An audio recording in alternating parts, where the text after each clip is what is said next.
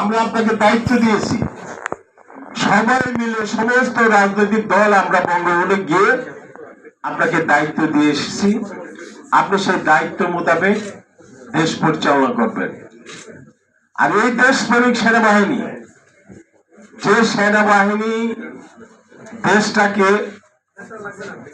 তাদের কিছু ভুল ত্রুটি আছে, কিন্তু তারা গৃহযুদ্ধের হাত থেকে সত্যকে সত্য বলতে হবে। ওই সময় সেনাবাহিনী যদি আমাদের পাশে এসে না দাঁড়াতেন, আমার মনে হয় দেশে একটি গৃহযুদ্ধের ভিতর ঢুকে যেত। এটা বাস্তব। কিন্তু সেই সেনাবাহিনী আজকে কেন আঙ্গুল তুলে কথা বলবে এবং তারা সাবজেক্টের বাইরে কেন যাবে সেনাবাহিনী?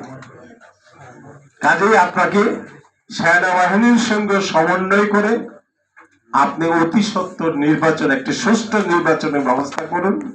সুষ্ঠু নির্বাচন দিয়ে আপনি আপনার ক্ষমতা থেকে আপনি সরে দাঁড়ান, কিন্তু একটা নির্বাচন আপনাকে করতে হবে। উনি আমাদেরকে বলেছে যে আমি জুনের পরে 1 ঘন্টাও ক্ষমতায় থাকবো না।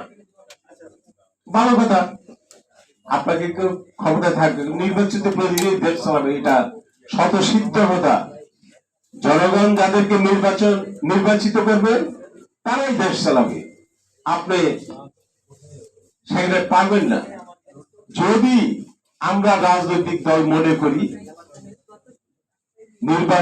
নির্বাচন হওয়ার পর আমরা যদি মনে করি যে না আপনার মতো লোক দরকার আছে, তখন সেটা চিন্তা করা যাবে, সেটা নির্বাচনের পরে, এখন নয়।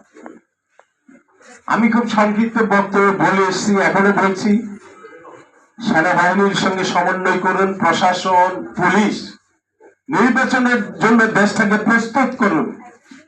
তা না করে আপনি ওই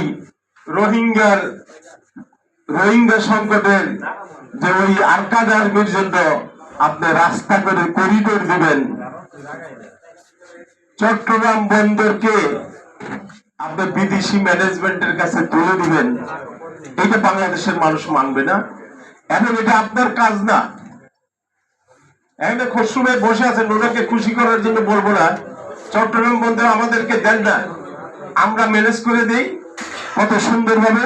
কত সুন্দর 30 বছর চট্টগ্রাম বন্দর, আমি নিজে জানি, একটা কোম্পানি সাইড পাওয়ার টেক এবং ওই আজমল নাসির খুনি হাসিনার দোষক লুটপাট করে 30 বছর খেয়েছে। যখন অন্যরা ক্ষমতা ছিল তখনও লুটপাট করেছে, লুটপাট করে খেয়েছে। এখন আপনারা বলতেছেন যে এটাকে বিদেশের হাতে তুলে দিতে হবে।